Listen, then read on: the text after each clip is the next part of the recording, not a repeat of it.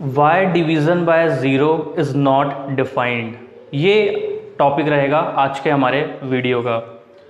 तो जब भी मैं किसी से पूछता हूँ कि 3/0 की वैल्यू क्या होती है, तो कुछ तो इसको ज़ीरो बोलते हैं और कुछ बोलते हैं कि 3/0 की जो वैल्यू होती है वो 3 ही होती है, जो कि दोनों ही केसेस में आंसर जिसका रॉन्ग है।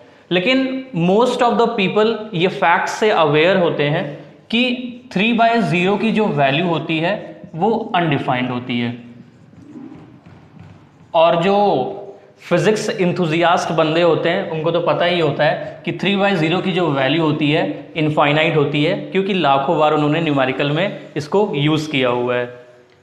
तो ये बात तो ठीक है, लेकिन जब मैं उनसे ये रीज़न पूछता हूँ कि डिवीज़न बाय ज़ीरो अनडिफाइंड क्यों होता है, तो वो स्टक हो जाते हैं। तो आज के इस वीडियो में हम इसी चीज़ को एक्सप्लोर करेंगे कि exactly division by zero undefined क्यों होता है। इसके पूरे रीज़न को हम अच्छे से समझेंगे स्टेप बाय स्टेप। तो मेरा नाम है Abhishek. I welcome you all to my channel mathematical wizard.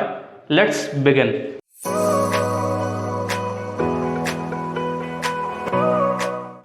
तो इस क्वेश्चन का आंसर देने के लिए हमें डिवीज़न की क्लैरिटी बहुत ज़्यादा होनी चाहिए। सारी कहानी जो होगी वो इस डिवीज़न पे रिवॉल्व होगी। अगर हम डिवीज़न को अच्छे से समझ जाते हैं तो हम इस क्वेश्चन का आंसर बहुत ही ईजिली दे पाएंगे। तो जो पहला, अगर मैं इस क्वेश्चन को आपसे पूछता हूँ कि 16 डिवाइडेड बाय 2 क्या होता है, बहुत ही बेसिक सा क्वेश्चन है।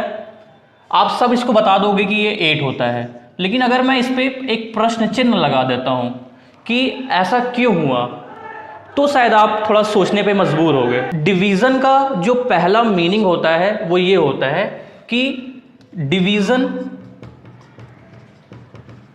Is a process of repeated subtraction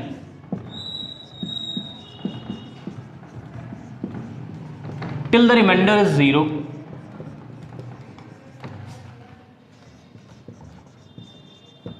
Till the remainder is 0. अगर हम इसी बात को यहाँ पे जस्टिफाई करें तो वो कुछ इस तरीके से होगा। 16 - 2 होता है 14, ये हमारा फर्स्ट स्टेज है। सिमिलरली 14 - 2 इज 12, ये हमारा second stage. 12 - 2 is 10, this is our third stage.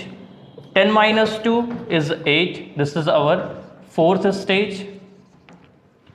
8 - 2 is 6, this is our fifth stage. 6 - 2 is 4, this is our sixth stage. 4 - 2 is 2, this is our seventh stage.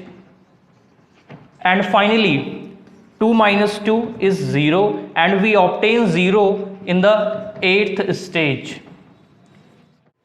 So हमने 0 को obtain किया है 8th stage पे, तो according to our definition इसका answer जो आएगा वो 8 आएगा। अगर हम इसी कंसेप्ट को यहाँ पे अप्लाई करते हैं, 1 डिवाइडेड बाई 0 कितना होगा, इस डेफिनेशन का हम यूज़ करते हैं। तो 1 - 0 कितना होगा, 1 होगा, ये हमारा फर्स्ट स्टेज होगा। Again 1 - 0 is 1, this is our second stage. Again 1 - 0 is 1, this is our third stage.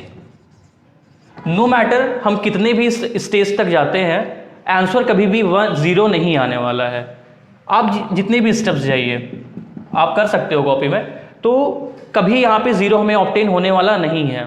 तो ये पहला जस्टिफिकेशन है कि why division by 0 is not defined. अब हम चलते हैं अपने सेकंड रीज़न की तरफ। सो दूसरा जो हमारा रीज़न है उसको हम डिस्कस करते हैं। दूसरा जो रीज़न है वो ये कि division is a inverse process of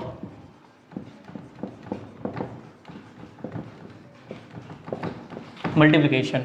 division जो होता है वो इनवर्स प्रोसेस होता है मल्टीप्लिकेशन का। इसको हम एक एग्जांपल लेके देखते हैं। जैसे हमें गिवन है 3 divided by 2 is 3, this implies that 2 into 3 is what 6। अगर इसको हम जनरलाइज करें तो कुछ इस तरीके से होगा वो a divided b by b is c, so this implies that b into c is a। So we will use this concept to prove that y division by 0 is not defined. So if we take that previous case that 1 divided by 0 is x, हमें 1 divided by 0 नहीं पता है कि क्या होता है। तो mathematics में एक गोल्डन रूल होता है कि जब भी हमें चीज़ें पता नहीं होती है तो हम x मान लेते हैं। तो एग्जैक्टली यहाँ पे भी हमने इसको x माना हुआ है। तो हम इसी डेफिनेशन को अगर यहाँ पे लगाते हैं तो क्या होगा कि यहाँ से हमें मिल जाएगा कि 0 इंटू एक्स कितना हो जाएगा 1। So this will come out to be 0 is equal to 1। तो शायद मुझे ये सपोज करना चाहिए कि आप लोगों को ये क्लैरिटी है कि कभी भी 0 और 1 आपस में इक्वल नहीं होता है। तो यहां से हम बोल सकते हैं कि डिवीजन बाय 0